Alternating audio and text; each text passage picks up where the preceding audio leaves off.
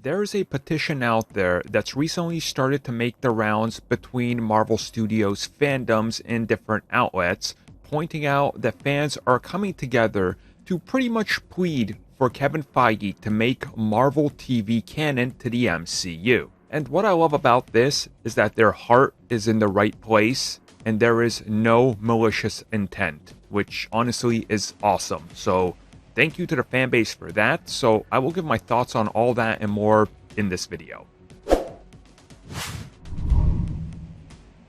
So the first report I saw of this was from Direct, but I have seen it pop up in a couple other places, and some of you who I know are diehard Marvel TV fans have asked me to talk about this petition, the fan involvement, and what the fans that are signing this petition want.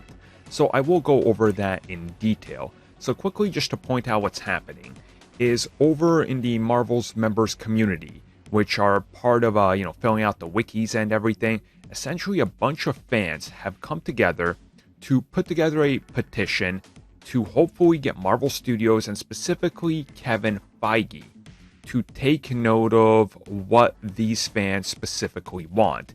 And without going too much into it, they are, with very much respect to everybody involved, asking if there is a way to officially make shows like Agents of S.H.I.E.L.D., Agent Carter, Daredevil, and all that officially a part of the main canon. They even go as far as to make charts which show you which shows reference things in the MCU and which things could be removed. And essentially, Marvel's Hellstrom and Inhumans, if they were removed, they would literally affect nothing.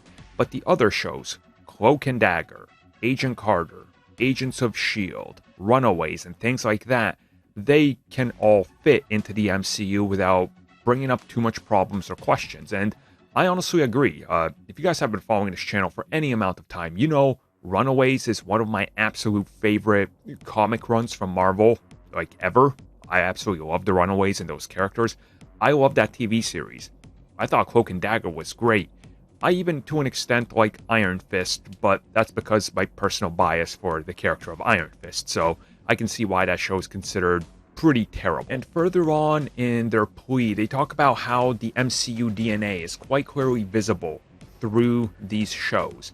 And if you rip these shows out, it's essentially removing a part of that DNA strand, and that it would be a mistake and all that. And honestly, again, I support their message because there's nobody out there sending death threats. They're not bombing every post or anything. They're being very respectful and just trying to get people to be aware of it. And in my opinion, this is great and something I could 100% support, and I do support it. Don't get me wrong. And don't mix it up with what I'm about to say next. Now, the next thing I gotta say is, and this again, don't take this the wrong way, does it actually matter if they never establish that that specific version of Luke Cage is core of the MCU? But if they recast Luke Cage and bring him back, or even bring back Mike Coulter and he plays Luke Cage, does that actually matter in the long run? Because you can still pretend that those stories happened, or maybe it was a multiverse ripple, because we don't know what they're gonna do. So let's say hypothetically, again, I'll stick with Luke Cage. If they recast him and he shows up, they can still acknowledge that those events happen. And if they ever need to redo it, you just bring in a different actor, or maybe a same actor, to redo the scene or establish that it was part of continuity. I mean, The Incredible Hulk is probably the most notable one. Like, how many years did we go through where people were questioning whether that film was actually in continuity because they changed actors and they didn't bring back multiple other actors? Literally, for half a decade plus, it was just a big question, but it is canon. There's nothing to say Daredevil is not canon. Nothing to say Agents of S.H.I.E.L.D. isn't canon. Especially S.H.I.E.L.D. considering once you get to, I would say, honestly, towards the middle of Season 4, you start to see that things are going different. By Season 5, we're in the multiverse, so it doesn't even matter to the bigger picture.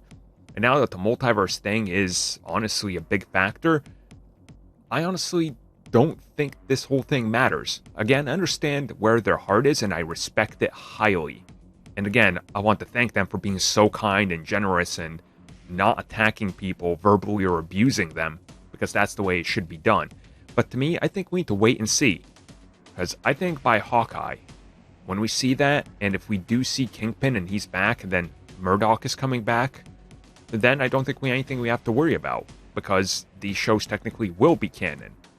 So, I guess let's just wait and see, and keep on fighting the good fight, and keep on being respectful for your fan base. It makes us all look better.